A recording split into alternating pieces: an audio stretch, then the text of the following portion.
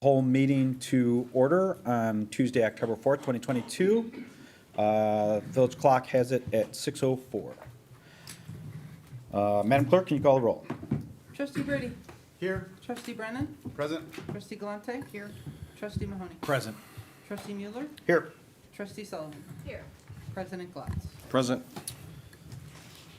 All right, we have a quorum. Everyone is present. Item number 3.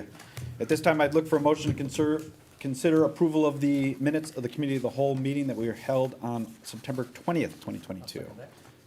So moved. We'll give Bill the first and the other Bill the second. Thank you very much. Can you call the roll for item number 3?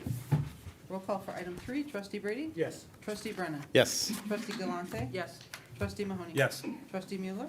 Yes. Trustee Sullivan. Yes. That motion carries. Item number 4, we will consider contract with EPR Systems for a fire record management system. Anthony, take it away.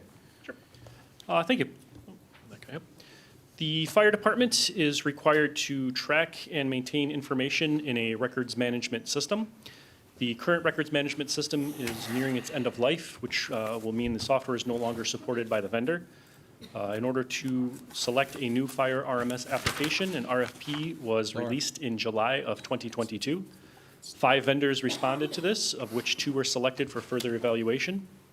The Fireworks application from EPR was determined to provide the most cost-effective and robust functionality.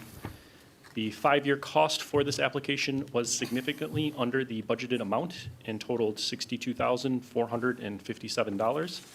This cost includes subscription to the application itself, installation of the application, data migration from our current Fire RMS software, and then the software maintenance for those 5 years.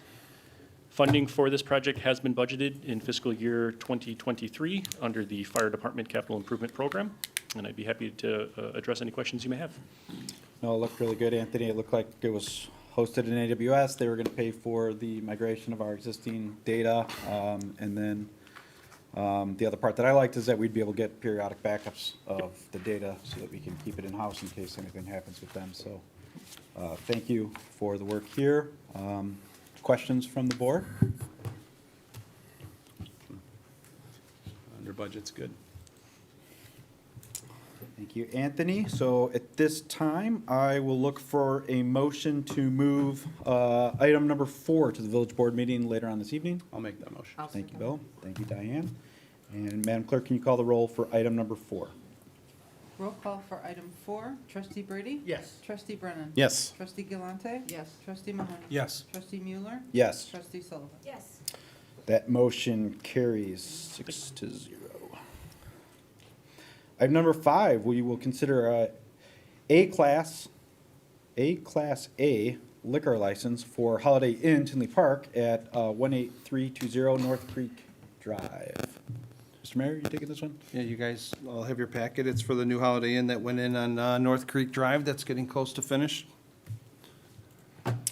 Sounds very good. Questions from the board on item number 5? All right, at this time, I'll make a motion to move the Class A liquor license for the Holiday Inn at 18320 North Creek Drive to the village board meeting later on this evening. Thank you, Colleen.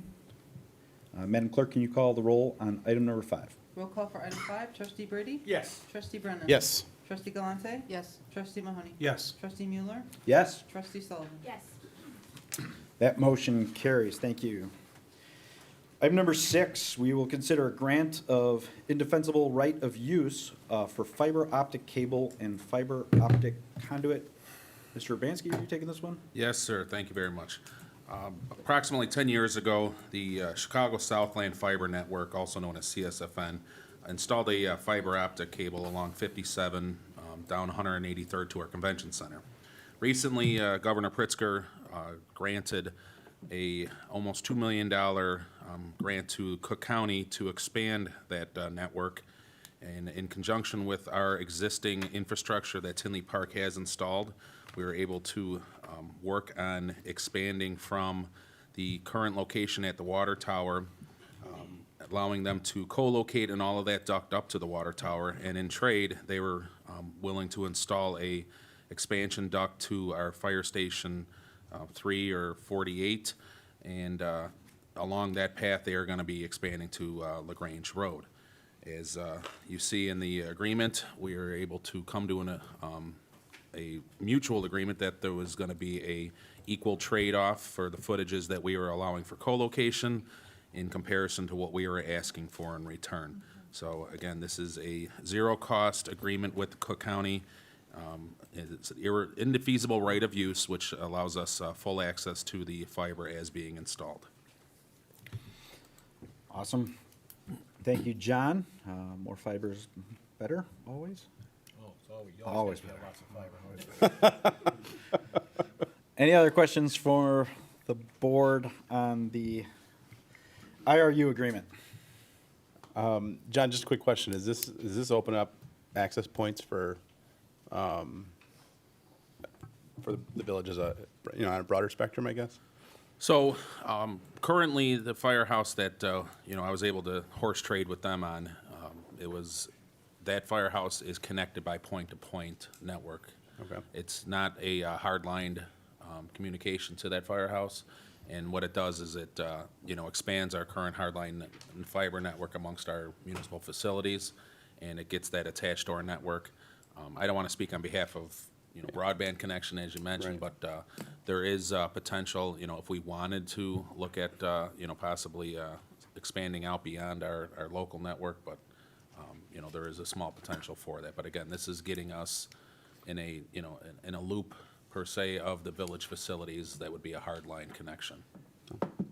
Very good.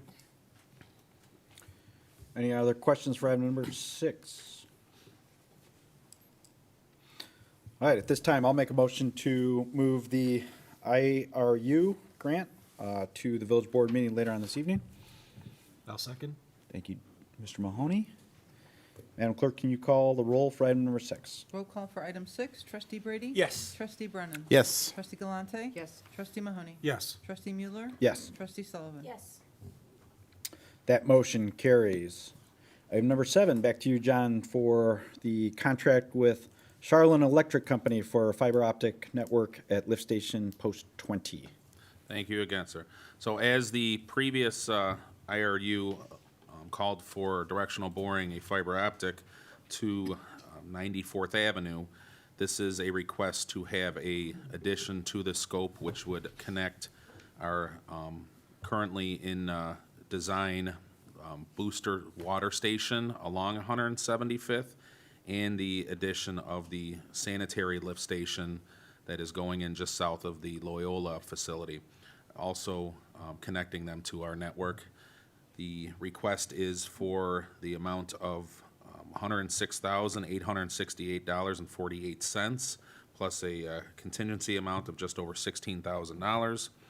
It is a request to sole source with Charlin Electric, which was the contractor that was bid out by Cook County to do this work. So we're piggybacking off of their bid package, and obviously it would afford us a cheaper installation since they're going to be directional boring in that location already. Fantastic. Thank you, John. Additional questions for item number 7? All right, at this time, I'll look for a motion to move item number 7 to the village board meeting later on this evening. I'll make that motion. Thank I'll you, second. Bill. Thank you, Dennis. Madam Clerk, can you call the roll for item number 7? Roll call for item 7, trustee Brady? Yes. Trustee Brennan? Yes. Trustee Galante? Yes. Trustee Mahoney? Yes. Trustee Mueller? Yes. Trustee Sullivan? Yes. That motion carries. This time, we'll receive comments from the public. Anybody like to address the committee of the whole? There are none, Madam Clerk. So at this time, I will ask for a motion to adjourn the regular committee of the whole meeting. I'll make that motion. Thank you, Bill. I'll second. Thank you, Bill. Dennis. Dennis? Your lips were moving, he was talking. That's Right. very confusing. Yeah. Madam Clerk, can you call the roll for the adjournment? Trustee Brady? Yes. Trustee Brennan? Yes. Trustee Galante? Yes. Trustee Mahoney? Yes. Trustee Mueller? Yes. Trustee Sullivan? Yes. That motion carries. We are adjourned, and we will begin the village board meeting at 6:30 PM.